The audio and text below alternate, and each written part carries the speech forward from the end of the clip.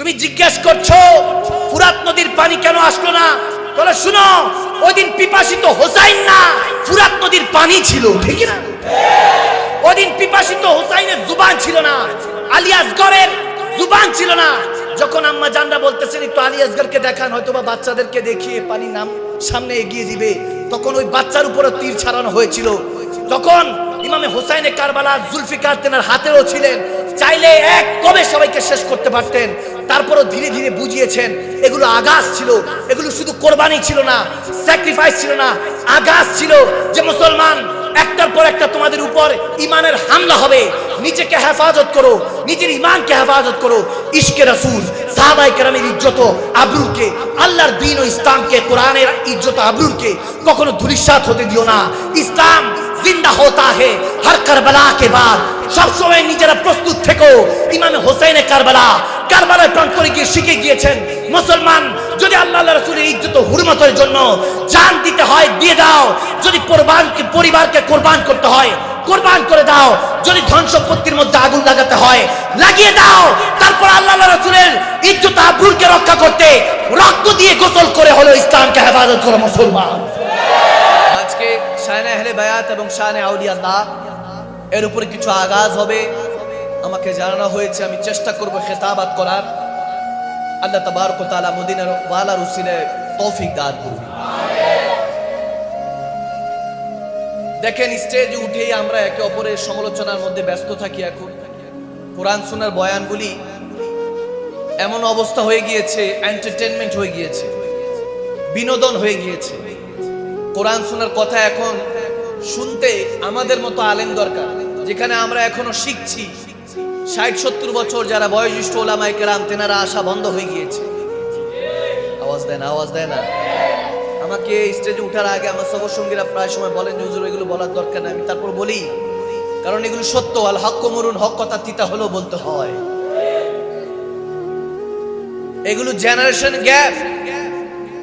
মাশাআল্লাহ, এখন ইয়ং স্টারদের খেতাবাতের কারণে ইয়ংরা শুনছে, আকর্ষিত হচ্ছে, আসতেছে, এটাও ভালো।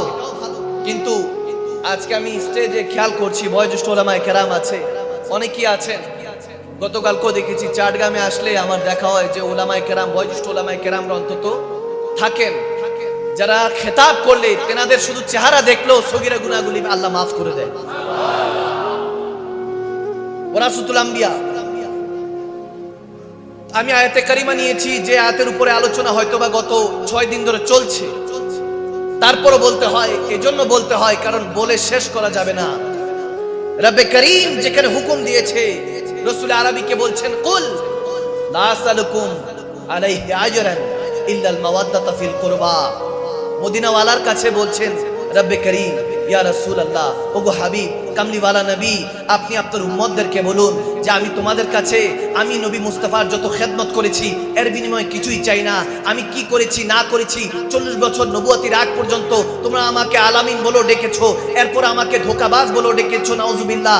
আমার ঘাড়ের উপরে যখন সেজদা দিয়েছি উটের নারী বুড়িও রেখে দিয়েছো, এরপরও কিছু বলি নাই। অত্যাচার করেছো, হিজরত করিয়েছো মক্কা থেকে মদিনায়, এরপরও কিছু বলি নাই। কিন্তু আমি নবী মুস্তাফা একের পর এক তোমাদের জীবন চালানোর জন্য, পরিচালনার জন্য, ইকরা বিসমি রাব্বিকাল্লাযী খালাক যখন আয়াতে কারিমাগুলি নাজিল হচ্ছে, সেই সময় থেকে একদম ওয়ান নাস পর্যন্ত যা কিছু সাজানো হয়েছে, আলহামদুলিল্লাহ থেকে ওয়ান নাস পর্যন্ত এই কোরআনের সমস্ত কিছু আমি নবী মুস্তাফা তোমাদেরকে দিয়েছি। কখনো কিছু চাই নাই, এর বিনিময়ে কিছু চাই নাই। কি দিয়েছি জানতে চাও বান্দা? তাহলে শুনো, তোমার কাছে আমি তোমাকে যেটা দিয়েছি তুমি কল্পনাও করতে পারবা না। আও আদনা কাবা কাউসাইনি, যখন লা মাকানে রব্বে করিম আমাকে দাওয়াত দিয়ে নিয়ে গিয়েছেন, আমি বেহিজাব বেপরদা রব্বে করিমকে দেখেছি। সামনে রব্বুল আলামিন ছিল, পিছনে রব্বুল আলামিন ছিল, ডানে তাকাই আল্লাহ, বামে তাকাই আল্লাহ, উপরে তাকাই আল্লাহ। ডিমের কুসুমের মতো আমি নবী মুস্তাফা ওই কুসুমটা ছিলাম, সারা আবৃত আল্লাহময় অবস্থায় ছিলাম। যখন ওই অবস্থায় ছিলাম, রব্বে করিম আমার কাছে বলেছিলেন, ওগো হাবিব, দুনিয়া থেকে এসেছেন, কিছু একটা দেন। আমি নবী মুস্তাফা সেই রব্বে করিমকে বলেছি, আল্লাহ দুনিয়া তো সবই কিছু তোমার, তোমাকে তোমার দুনিয়া থেকে কি দিব?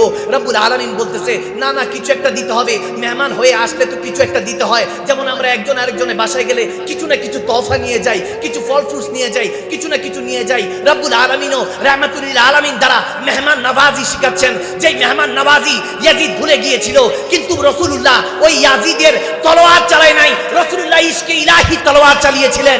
আমাদের মুমিনের সিনাদের মধ্যে, সিনায়ের মুস্তাফার মধ্যে, মুস্তাফায়ে সিনার মধ্যে ইশকে রাসূল, ইশকে ইলাহি ছিল। তখন এই অবস্থার মধ্যে রব্বে করিম বলল, ঠিক আছে মাওলা, তুমি চেয়েছো, তোমাকে নিরাশ করব না, তুমি চেয়েছো নিরালা, আমি নবী মুস্তাফা দিব নিরালা। তখন আত্তাহিয়াতু লিল্লাহি ওয়াস সালাওয়াত ওয়াত তাইয়্যিবাত, আমার রাসূল আরবি আল্লাহকে বেহিজাব পর্দা ছাড়া একটা সিজদা দিলেন। রব্বুল আলামিন খুশি হয়ে গেলেন, বললেন এতদিন পর্যন্ত আদম সফিউল্লাহ থেকে ঈসা রুহুল্লাহ পর্যন্ত বেদেখা না দেখি আমাকে সিজদা দিয়েছে, আমাকে মেনেছে, এতদিন পর্যন্ত দেখাই নাই, পর্দার আড়ালে ছিলাম, আজকে সাক্ষী রেখে দিয়েছি। এজন্য আপনি জানতাম দেখে আমাকে এই সিজদাটাই দিবেন, আজকে আপনি সাক্ষী রাখলেন, আপনি এই মার্তবা হাসিল করলেন যে আসসালামু আলাইকা আইয়ুহান নবী, জান আপনাকে আমি সালামটা উপহার দিলাম। এই সালাম আর সালাত মিলিয়ে, সিজদার সালাম মিলিয়ে নামাজটা সালাতটা 50 ওয়াক্ত দিয়ে রব্বুল আলামিন পাঠিয়ে দিলেন নবী মুস্তাফাকে দিয়ে। এরপর বললেন এই 50 ওয়াক্ত পড়লে 5 ওয়াক্ত সওয়াব, কমতে কমতে এটা 5 ওয়াক্ত হয়েছে 50 ওয়াক্ত থেকে, এখন 5 ওয়াক্ত পড়লে 50 ওয়াক্ত সওয়াব। আলেমে দ্বীনরা বলেন আমি মানি, কিন্তু একটা জিনিস বলি যে 5 ওয়াক্ত পড়লে শুধু 50 ওয়াক্ত সওয়াব না, রব্বে করিমকে রাসূল আরবি যে এক দেখে সিজদা দিয়েছে, ওই একটা সিজদা সওয়াব 5 ওয়াক্ত নামাজে ঢুকাই দিলেন। আসসালাতু মিরাজুল মুমিনিন, মুমিন বান্দাদের জন্য নামাজটা মেরাজ বানিয়ে দিলেন।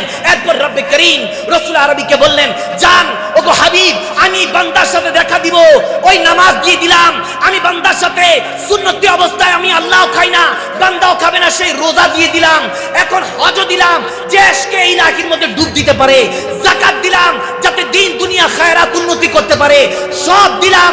মুস্তাফাকে জিজ্ঞেস করে ডাক দিয়ে বলতেছেন, আপনি বলে দেন সব দিলাম, এটার বিনিময়ে আমি তোমাদের কাছে কিছু চাই না, শুধু একটা জিনিস চাই, যদি নবীর ঋণ শোধ করতে চাও, নবীর আহলে বায়াত, নবীর বংশধরকে ভালোবাসো, নবীর বংশর হয়ে যাও, মনে রাখো নবীর বংশ একমাত্র নামাজের অংশ। সুবহানাল্লাহ।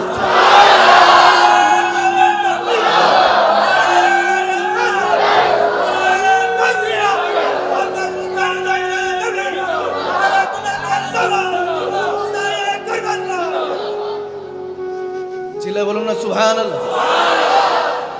আহলে বায়াতকে ভালোবাসার হুকুমটা কার?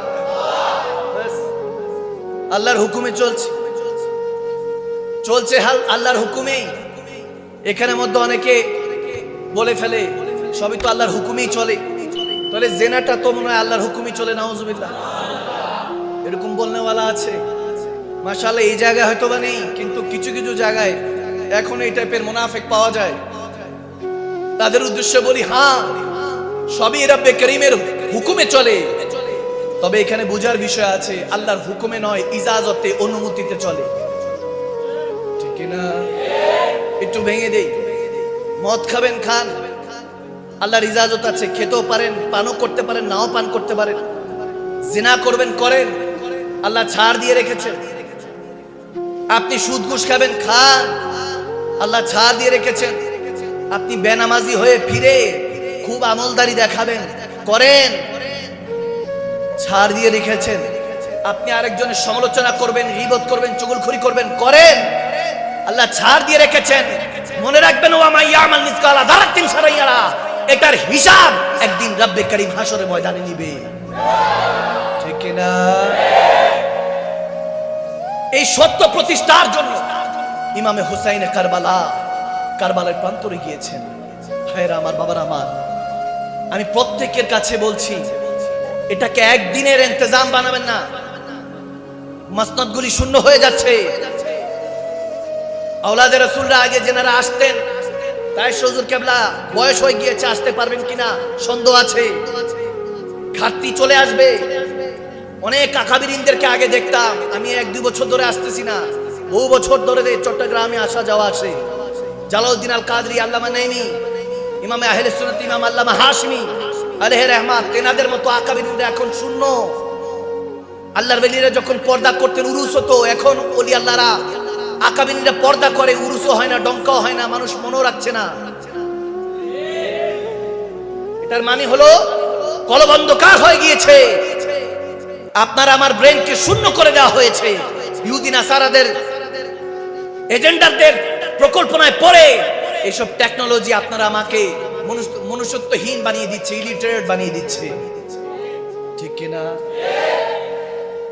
ভাইয়ের আমার, বাবার আমার?